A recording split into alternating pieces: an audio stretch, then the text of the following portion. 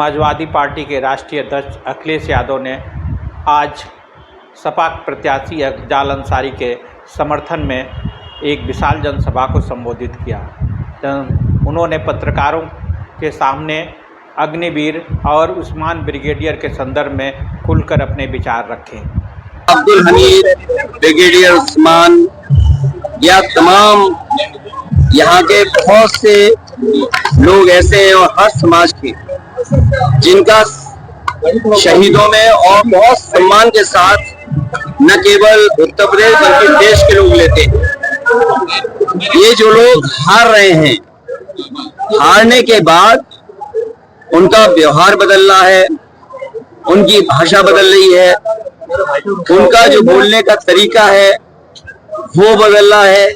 और यहाँ तक कि देश के प्रधानमंत्री, उनका जो आत्मविश्वास है वो भी उत्तर प्रदेश आते आते लड़खड़ा गया है। और उसका परिणाम ये है कि उनके बातें भी लड़खड़ाने वाली आ गई हैं। और यूपी वाले क्या बताएंगे जिन्होंने काम नहीं किया। अगर काम किया होता तो आज उनके साथ जनता दिखाई देती, क्योंकि 10 साल दिल्ली के और 7 साल यूपी के उन्होंने बर्बाद किए हैं। केवल डराना, धमकाना, अन्याय करना, बुलडोजर का डर दिखाना। आप खुद सोचिए, जिस सरकार में 10 परीक्षाएं नहीं हो पाई, पेपर रद्द हो गए, अगर किसी भी एक व्यक्ति पर जिसने पेपर लीक किया उसको पकड़ाओ या बुलडोजर चलाओ उसके यहाँ, तो बता दो ये अपनी सब नाकामी छिपा रहे हैं। इस बार जनता ने चुनाव अपने हाथ में ले लिया है। जो प्रत्याशी है उससे ज्यादा जनता इस बार इन्हें हटाने जा रही है। ये जनता का गुस्सा तो फेस नहीं कर सकती। लेकिन भैया फर्स्ट के चुनाव के बाद जो आप लोगों का कॉन्फिडेंस बना है वो क्या लास्ट फेज तक बरकरार है? देखिए, पूर्वांचल ने जो संदेश दिया है 6वें चरण में, और मैं कह सकता हूँ ये जो भाषा बदल रहे हैं, व्यवहार बदल रहे हैं, जनता वोट डाल करके इन्हें 7 समुद्र बाहर फेंक देगी 7वें चरण में।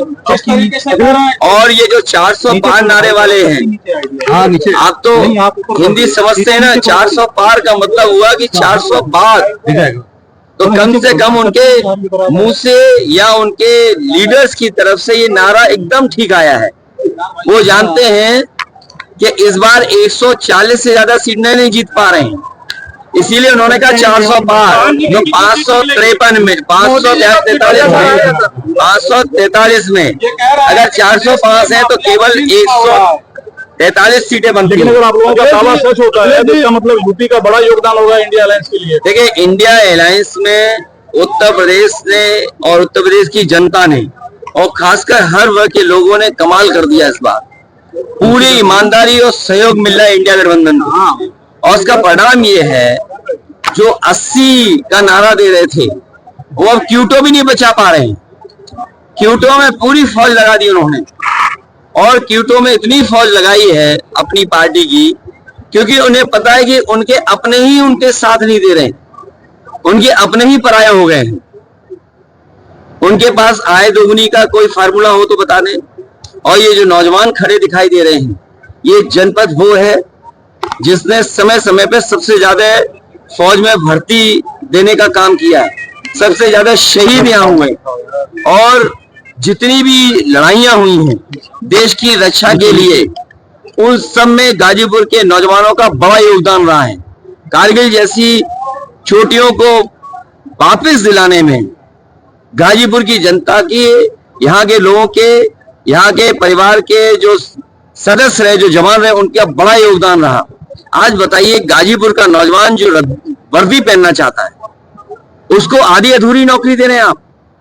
समाजवादी पार्टी इंडिया गठबंधन तय किया है कि फौज की पक्की नौकरी, और जिस तरीके से पहले भर्ती होती उससे ज्यादा भर्ती करा करके नौजवानों को सम्मान की नौकरी और वर्दी पहनाने का काम करेंगे।